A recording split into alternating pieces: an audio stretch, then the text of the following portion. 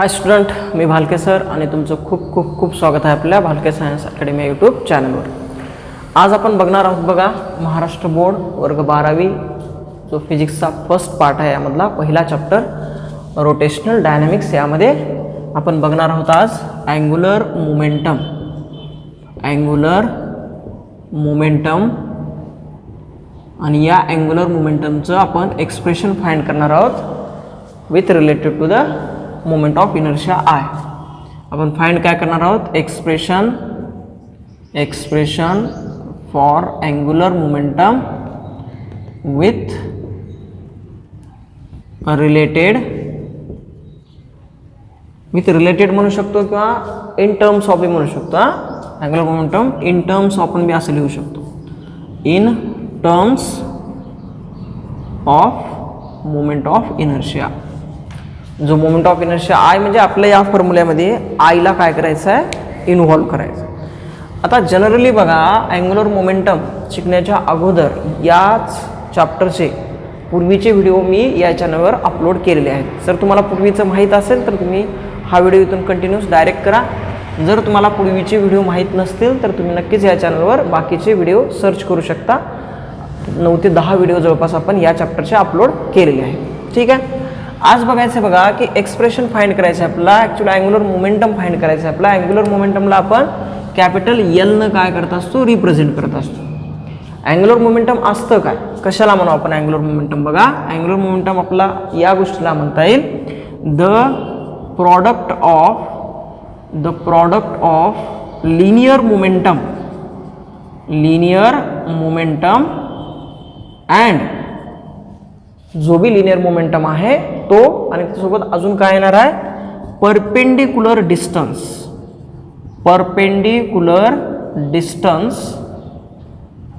Of the particle.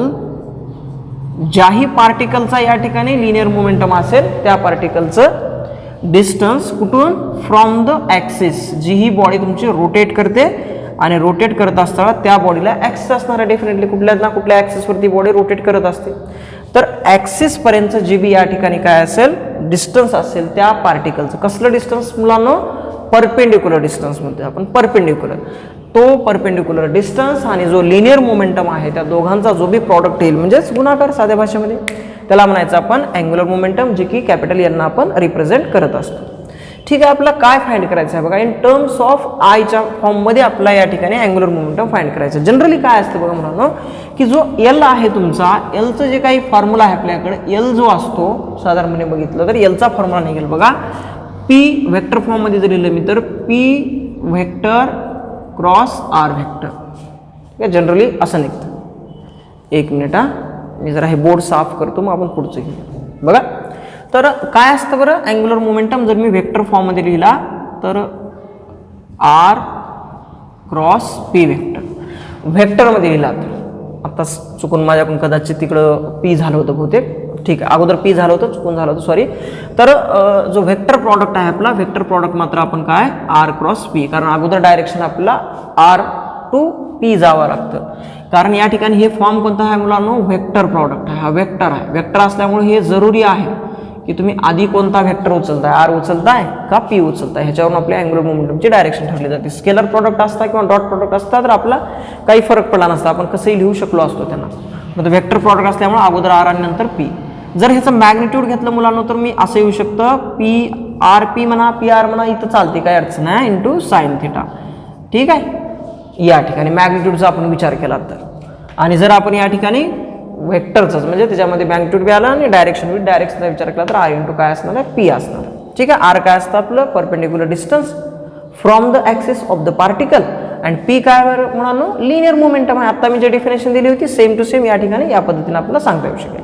Okay, then त्याच्यानंतर बघा की हे झालं जनरल, आता फॉर्म झाला आहे जनरल, पण आपल्याला प्रूफ काय करायचं आहे किंवा एक्सप्रेशन काय फाइंड करायचं आहे मुलांना, की इन टर्म्स ऑफ आय म्हणजे काय झालं, आपल्याला लिनियर जो अँग्युलर मोमेंटम आहे तो त्याच्या सूत्रामध्ये, त्याच्या फॉर्म्युल्यामध्ये मला मोमेंट ऑफ इनर्शिया म्हणजे आय येणं गरजेचं आहे, तर मला इन टर्म्स ऑफ आय म्हणता येऊ शकेल.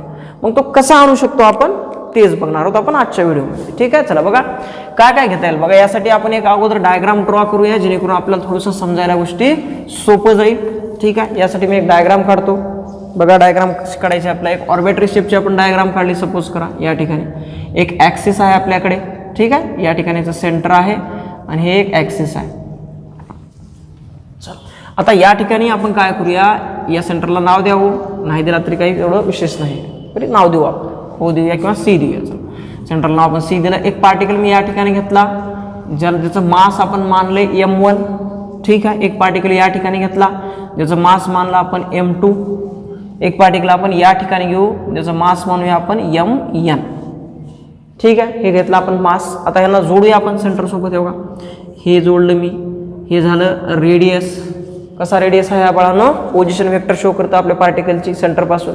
आणि या ठिकाणाहून हे जे बी डिस्टन्स असेल त्याला आपण कसलं डिस्टन्स म्हणायचं, perpendicular distance from the axis to the particle. या पार्टिकलपर्यंत परपेंडिक्युलर डिस्टन्स आहे. हां, सरळ स्ट्रेटमध्ये असणं म्हणजे परपेंडिक्युलर. त्याच्यानंतर हो का इथे एक मी डिस्टन्स दाखवतो, हे मास आहेचं आपला, या ठिकाणी लिहितो मी M2.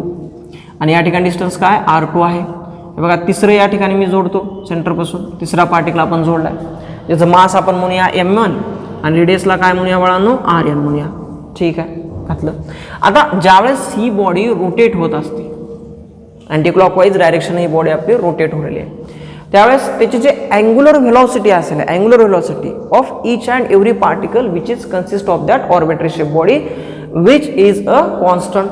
कारण अँग्युलर मोशन अँग्युलर जे बी व्हेलॉसिटी आहे आपली ती मात्र कशी असेल, ओमेगा कॉन्स्टंट असेल. का, समजा व्हर्टिकल प्लेन आहे, सपोज करूया आपण व्हर्टिकल प्लेनमध्ये बॉडी आपली कशी रोटेट होती आहे, अँटी क्लॉकवाईज अशी फिरते. समजा अशी फिरत असेल तर प्रत्येक पार्टिकलचा जो काही डायरेक्शन असेल आपण काय करायचं, या ठिकाणी पार्टिकलचं कसं आहे मुवमेंट होणं या पद्धतीने. तर आपला जो बी व्हर्टिकल असेल, ही बॉडी जर व्हर्टिकल असेल तर या ठिकाणी असे पार्टिकल फिरतात हो का, असे पार्टिकल सगळेच्या सगळे.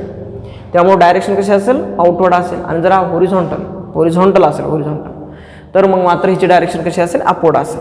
अँग्युलर व्हेलॉसिटीची डायरेक्शन आपण ह्याच्या मागच्या व्हिडिओमध्ये खूप छान पद्धतीने सांगितलं, तुम्ही तो व्हिडिओ बघू शकता अँग्युलर व्हेलॉसिटीचा. त्याच्यामध्ये तुम्हाला हे सगळं समजून जाईल. जो आपल्याकडे रोटेशनल डायनामिक्स पार्ट 2 म्हणून आपण त्या व्हिडिओला नाव दिले, त्याच्यामध्ये तुम्ही सगळं angular displacement, angular velocity, angular acceleration, त्याचे डायरेक्शन, स्केलर, व्हेक्टर सगळं ही डिटेल आपण त्याच्यामध्ये बघितले. आज आपल्याला फाइंड करायचं आहे बघा मोमेंटम, अँग्युलर मोमेंटम. तो बी टर्म्स कोण्या टर्म्समध्ये, आपला इनर्शियाच्या टर्ममध्ये, मोमेंट ऑफ इनर्शियाच्या टर्म्समध्ये. ठीक आहे, या सगळ्यांचे आपण डायरेक्शन दाखवूया की सगळे पार्टिकल आपण असं मानूया की युनिफॉर्म सर्क्युलर मोशन परफॉर्म करतात. त्यामुळे त्यांची जी व्हेलॉसिटी असेल अँग्युलर जनरली विचार केला तर ती कॉन्स्टंट असेल.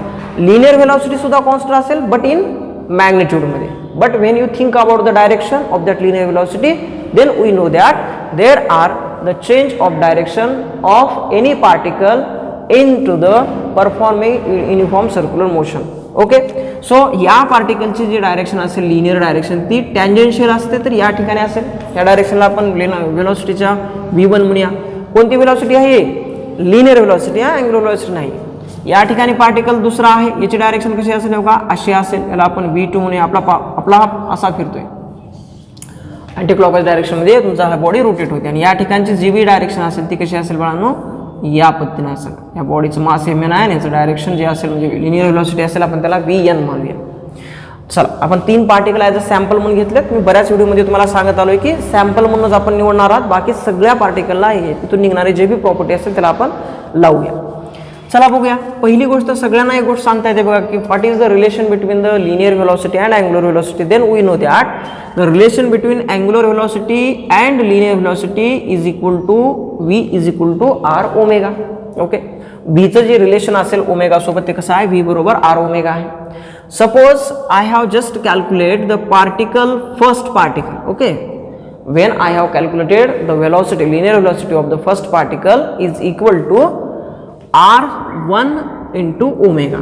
आता R1 का म्हणतोय, कारण हे डिस्टन्स अलग आहे, डिस्टन्स वेगळा आहे, हे डिस्टन्स वेगळा आहे, हे डिस्टन्स वेगळा आहे, प्रत्येकाचा डिस्टन्स वेगवेगळा आहे. त्यामुळे पहिल्या पार्टिकलचं डिस्टन्स आपण R1 मानलं, पहिल्या पार्टिकलची व्हेलॉसिटी आपण V1 मानली आणि पहिल्या पार्टिकलचं linear angular velocity omega. Omega मात्र 1 2 3 येणार नाही, कारण आपले जे सगळे पार्टिकल हे युनिफॉर्म सर्क्युलर मोशन परफॉर्म करल्यात किंवा त्याचबरोबर एकाच प्लेनमध्ये आहेत ते, त्यामुळे आपली अँग्युलर व्हेलॉसिटीची डायरेक्शन मात्र कॉन्स्टंट असते.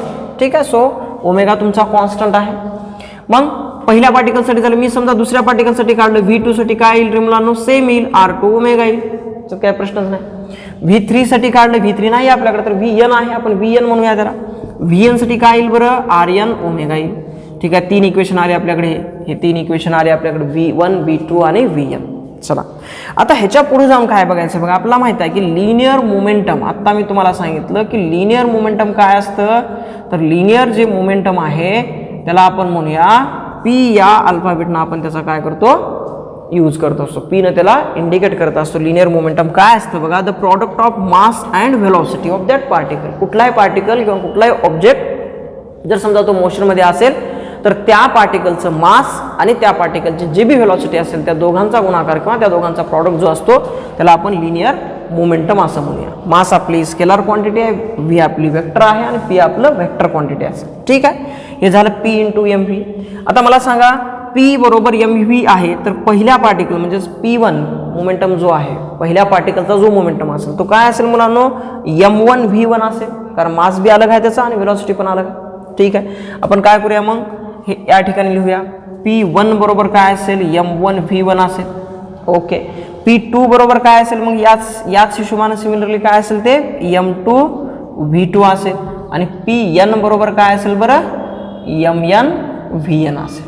ठीक आहे, आत्ता आपण V1 V2 आणि Vn ची व्हॅल्यू काढली, आत्ताच काढली आपण बघा, हे काढले V1 ची व्हॅल्यू काढली आपण R1 ओमेगा मुलांनो, V2 ची R2 आणि Vn ची Rn ओमेगा. हे तिन्ही व्हॅल्यू आपण याच्यामध्ये पुट करूया. कोण्या ठिकाणी, व्हीच्या ठिकाणी. बघा ही व्हॅल्यू काय बनेल, ही व्हॅल्यू काय बनेल बरं, M1 V1 आणि पुढं सॉरी V1 ची व्हॅल्यू आपल्याकडे R1 ओमेगा होईल, R1 ओमेगा होईल. ओके, काय अडचण नाही. ही व्हॅल्यू काय असते बरं मुलांनो, ही व्हॅल्यू बनेल आपली M2 R2 आणि ओमेगा बनेल. आणि सेम ही व्हॅल्यू काय बनेल मुलांनो, Mn Rn ओमेगा. आपल्याकडे ह्या 3 नवीन व्हॅल्यू आले. आपण अगोदर व्हेलॉसिटी फाइंड केले, त्याच्यानंतर लिनियर मोमेंटम फाइंड केलं, आपण आता त्याच्यानंतर अँग्युलर मोमेंटम फाइंड करूया. बघा कसं करता येईल मला अँग्युलर मोमेंटम. चला हे 3 मी जरा साफ करतो आता फॉर्म्युले, खालचे 3 आपल्याला आता हे फॉर्म्युले आपल्याला यूज करायचे. सो पहिल्या वेळेस तुम्हाला सांगितलं होतं, आपण काय सांगितलं होतं मुलांनो, की L बरोबर काय असते, P इंटू R असते, सॉरी आधी R घेतो मी, R इंटू P असते वेक्टर फॉर्ममध्ये. तुम्ही मॅग्निट्यूड लिहायचं, PR होईल, RP लिहा, काही फरक पडत नाही, मॅग्निट्यूडमध्ये काही फरक पडत नाही, पण वेक्टर फॉर्ममध्ये मात्र R अगोदर येणं गरजेचं आहे. घेतला आपण L बरोबर PR. ओके चला, ओके तर L बरोबर आपलं P आणि R आले. ठीक आहे, तर L1 बरोबर काय येईल मुलांनो, P1 R1 येईल, तसंच L2 बरोबर काय येईल, P2 R2 येईल. आणि L3 बरोबर किती येईल, L3 नाही आपण काय म्हणूया, Ln मानूया, Pn Rn येईल. ठीक आहे, चला ह्याच्यामध्ये आपण किमती ठेवूया, जे की L1 ची किंमत, L1 बरोबर P1 ची किंमत आपण आत्ता फाइंड केली होती बघा. काय फाइंड केली होती आपण, L1 ची किंमत, P1 ची किंमत M1 R1 आणि ओमेगा. त्याचबरोबर हो का इथे एक R1 आहे ना, हे एक R1 लिहितो मी या ठिकाणी, R1 लिहिलं. चला त्याच्यानंतर L2 किती मिळेल मला बाळांनो, M2 R2 ओमेगा आणि या ठिकाणचं R2, अजून एक एक्स्ट्रा R2 आहे, ह्याच्यामध्ये R2 एक्स्ट्रा आहे, आपल्या सूत्रामधलं एक R आलं आणि ह्याच्यामधलं एक R2 आलं. आणि त्याच्यानंतर Ln बरोबर काय येईल बाळांनो, Mn Rn ओमेगा आणि दुसरं अजून एक Rn. या पद्धतीने आपण तिन्ही व्हॅल्यू पुट केल्या. बस आता काय करायचं आपल्या सगळ्यांना कॅल्क्युलेट करायचा, जो L म्हणजे टोटल आपला जो बी अँग्युलर मोमेंटम त्या पुऱ्या रोटेटरी बॉडीचा टोटल अँग्युलर मोमेंटम फाइंड करायचा आहे. सो या ठिकाणी L टोटल बरोबर मला लिहिता येईल बघा असं, L टोटल बरोबर L1 plus L2 plus dot dot dot plus Ln घेता येईल आपलं. ठीक आहे, सो L1 किती आले मुलांना, हो का इथं आहे आपल्याकडे M1 R1. आता मी काय करतो बघा, ह्या दोघांचा गुणाकार करतो, R1 स्क्वेअर होईल बाळांनो आणि ओमेगा राहील. ठीक आहे, प्लस पुढं काय येईल बघा मुलांनो, हे M2 आणि R2 हे परत R1 R2 स्क्वेअर होईल आणि omega plus dot dot dot plus Ln ची व्हॅल्यू काय सेम असंच करायचं आपला, Mn Rn 2 वेळेस आहे म्हणून Rnचा स्क्वेअर इंटू काय राहील मुलांनो, ओमेगा राहील. ठीक आहे, मग आता काय करूया बघा, ह्याच्यातून काय कॉमन आउट निघते का बघूया. L टोटल आपलं काय निघेल, L टोटल बरोबर ह्याच्यामधून काय कॉमन निघेल बघा, सेम काय दिसते तुम्हाला, ओमेगा दिसते, फक्त ओमेगा कॉमन आउट निघेल. बाकीमध्ये काय करायला बाळांनो, हे काय पहिल्या केसमध्ये M1 R1 स्क्वेअर राहील प्लस दुसऱ्या केसमध्ये M2 R2 स्क्वेअर राहील plus dot dot dot plus Mn Rn square राहील आणि कॉमन आउट काय निघालं आपलं, ओमेगा निघालं. ठीक आहे, आपलं कॉमन आउट निघालं ओमेगा. सो राहते काय मग आता हे तुम्ही जे बघितलं हे तुम्हाला ओळखीचं आहे. जरा तुम्ही मोमेंट ऑफ इनर्शिया शिकलात तर तुमच्या लगेच लक्षात येईल. हा जो फॉर्म्युला आलाय तो ॲक्च्युअल काय आहे, मोमेंट ऑफ इनर्शिया आहे. म्हणजेच मला असं म्हणता येतं की एल इज इक्वल टू काय म्हणता येईल बाळांनो, ह्या सगळ्याच्या ऐवजी मी आय घेईन आणि या ठिकाणी ओमेगा घेईन. म्हणजे आपण अँग्युलर मोमेंटम फाइंड केला कोण्या टर्ममध्ये, मोमेंट ऑफ इनर्शियाच्या. पहिला फॉर्म्युला काय लिहिलं तर मी हो का या ठिकाणी लिहिलं, अजून बी आहे. हा फॉर्म्युला होता आपल्याकडे आर इंटू पीचा लिनियर अँग्युलर मोमेंटमचा. पण आता फाइंड कसा केला आपण, तोच फॉर्म्युला हो का कशामध्ये फाइंड केला आपण, in terms of angular moment of इनर्शियाच्या टर्ममध्ये. आय कसं आलं समजतं, हे आय कसं आलं बघा, ह्या सगळ्यांची जर तुम्ही समेशन केला, मोमेंट ऑफ इनर्शिया शिकला असेल तर तुमच्या लक्षात येईल. या ठिकाणी मी सूत्र लिहिले बघा, मोमेंट ऑफ इनर्शिया तुमच्या जर शिकला तुमच्या लक्षात येईल की शिकला असाल तर आय बरोबर summation of I is equal to 1 to N M I R I square. I indicate काय करते या ठिकाणचं की एम जो आहे म्हणजे पहिला जो मास आपल्याकडे मास जे असणार आहे ते पहिल्या पार्टिकलच्या मासपासून तर एन पर्यंतच्या पार्टिकलचं मास घ्यायचं आणि त्याचबरोबर पहिल्या पार्टिकलचं डिस्टन्स ॲक्सिसपासून तर एन पर्यंतच्या पार्टिकलचं डिस्टन्स ॲक्सिसपासून घ्यायचं आहे आपल्याला. या सगळ्यांचं समेशन केलं की आपला काय मिळतो, अँग्युलर मोमेंट ऑफ इनर्शिया मिळतो, जो की आपण या ठिकाणी ह्याच्याऐवजी काय केलं, आयची व्हॅल्यू या ठिकाणी पुट केली आणि ओमेगाला ओमेगा पण आय इज ठेवलं. ठीक आहे. आज आपण शिकलात बघा अँग्युलर मोमेंटम म्हणजे काय असतं आणि अँग्युलर मोमेंटम आपण काढायला शिकलो त्याचं expression in terms of moment of इनर्शियाच्या. तर येणाऱ्या पुढच्या तासामध्ये जो काही पुढचा आपला व्हिडिओ यावर असेल तो असेल बघा तुमचा टॉर्कवर. जो बी कुठलीही बॉडी ज्यावेळेस रोटेट होते त्यावेळेस त्या बॉडीला रोटेट करण्यासाठी किती टॉर्क लागतो, म्हणजे टॉर्कचा फॉर्म्युला आपण कसं फाइंड करणार आहोत. आता जनरली कुठलीही बॉडी लिनियर जो बी आपल्याकडे या ठिकाणी मोशन असतं त्यामध्ये बॉडीला फोर्स लावला जातो. तर त्या फोर्सचं जे काम असतं ते रोटेशन मोशनमध्ये त्या बॉडीला कोण देतं, कोण करतं काम, त्याचं टॉर्क करतो. तो टॉर्क किती असतो काय नाही आपण काय करणार आहोत येणाऱ्या पुढच्या व्हिडिओमध्ये बघणार आहोत. तुम्हाला मी जे शिकवलेलं जर व्यवस्थित समजत असेल, चांगलं वाटत असेल तर तुमच्यासारख्या इतर मुलांनाही हा व्हिडिओ बघायला मिळावा त्यासाठी चॅनलला प्लीज सबस्क्राईब, शेअर आणि लाईक करा. धन्यवाद.